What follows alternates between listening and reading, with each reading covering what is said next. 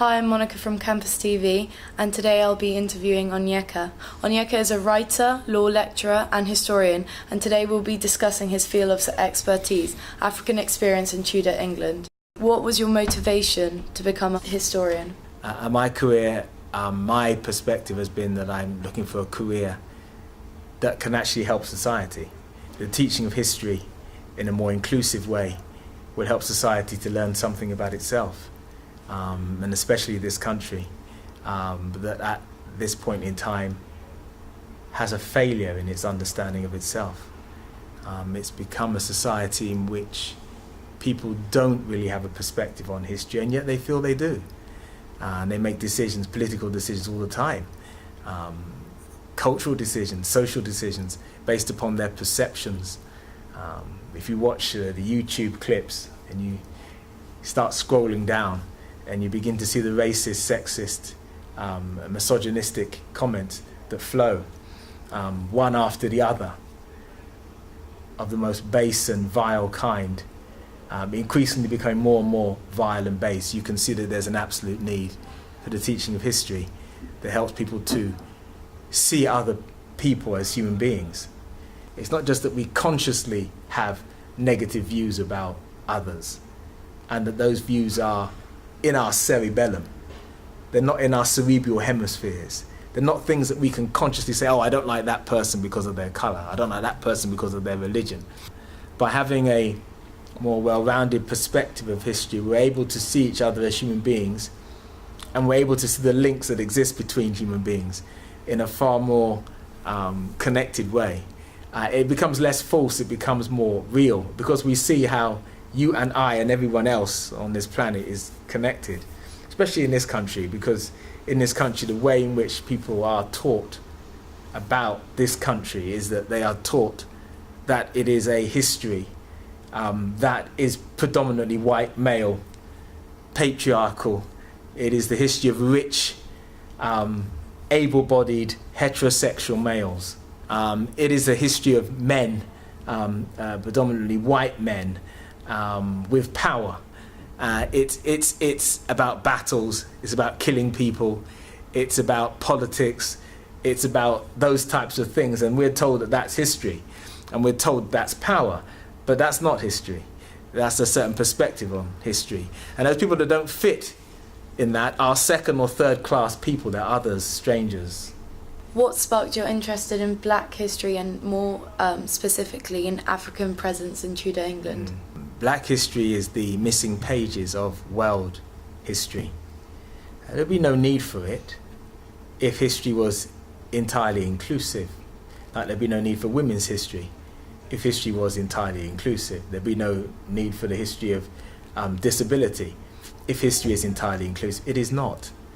There is a need for women's history, there is a need for disabilities history, and there's a need for Black history, because world history has tended to exclude the presence of people of African descent and other people of colour, especially this country, and therefore that's what Black history is about. It's about inserting the presence and status, the contribution of people of African descent and other people of colour into world history, so that people have a far more well-rounded perspective of world history by understanding that Black people were part of that world history.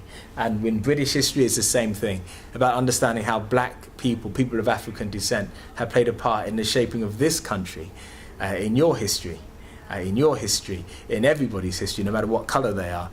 And so that people get a more well-rounded perspective of themselves in this society. So we have disenfranchised, marginalised groups that live on the fringes of our perspectives, either our societal perspectives or our ideological perspectives or our economic perspectives.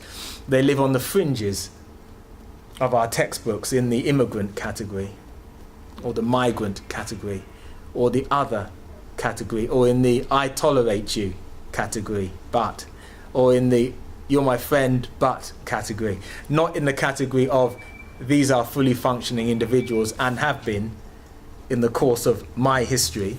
And so what this is about is readdressing that so that people are fully functioning agents within the society's history. How can the education system and society integrate those missing pages? It's already doing it. It's not just me. There are numbers of individuals who are working on it. We're working very hard, and we have been for decades on it. There are changes afoot for the way in which school children are taught history, for example. As for mainstream history as a discourse in universities across this country, this is still lacking.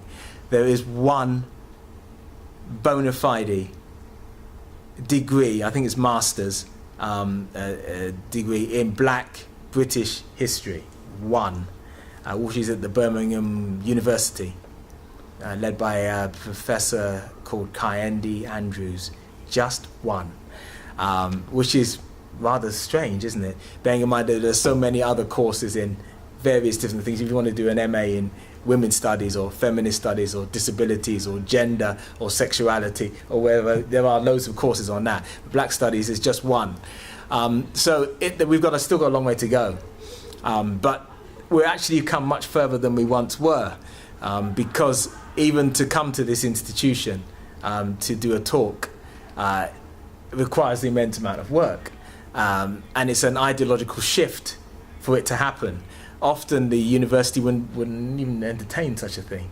To have a Black History Month is a big thing for a university. And for a Black History Month to be in every university up and down the country, and most of them do have a Black History Month, is a big thing, even if it's only one talk. So these are big things, big shifts in thought processes. Not enough, mind you, but these are the beginning of the seeds. And then it's going to be up to people like yourself. When this finishes today, and you put it to one side, how much will you really care? That's the question. How much are you actually prepared to push it forward for next year, so that it can be better and bigger? That's the question.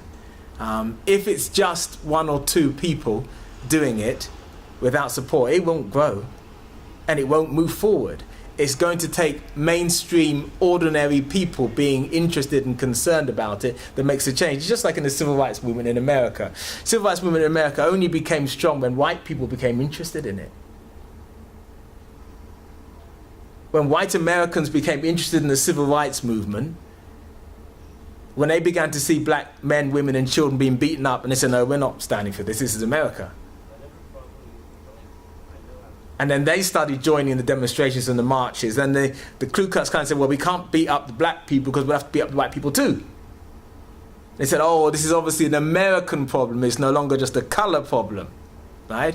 So it became mainstreamed, if you like. And the interest or the importance suddenly became greater because it became an issue that the society has to deal with. So in other words, what I'm doing is throwing the ball back into your court. And I'm saying that if you're serious, if you're interested, then you're going to get on board and help move this thing forward. And then you'll see change. You'll see change happen very rapidly, I would suggest. What is this lecture about? Well, this lecture is about the African presence in early modern England from about 1485 to about the 1600s. It's about the African presence during that period and how those people in that time were not all slaves, etc., but actually played a very important part in the development of early modern society, and how their presence has only recently been discovered by historians like myself and a few others, and how this is a landmark discovery because it shows an African presence over 500 years, and then it reconnects the dot and proves that people of colour have been in this country for over 2,000 years. Well, thank you very much for this enlightening interview. So thank you very much. Thank you. Thank you.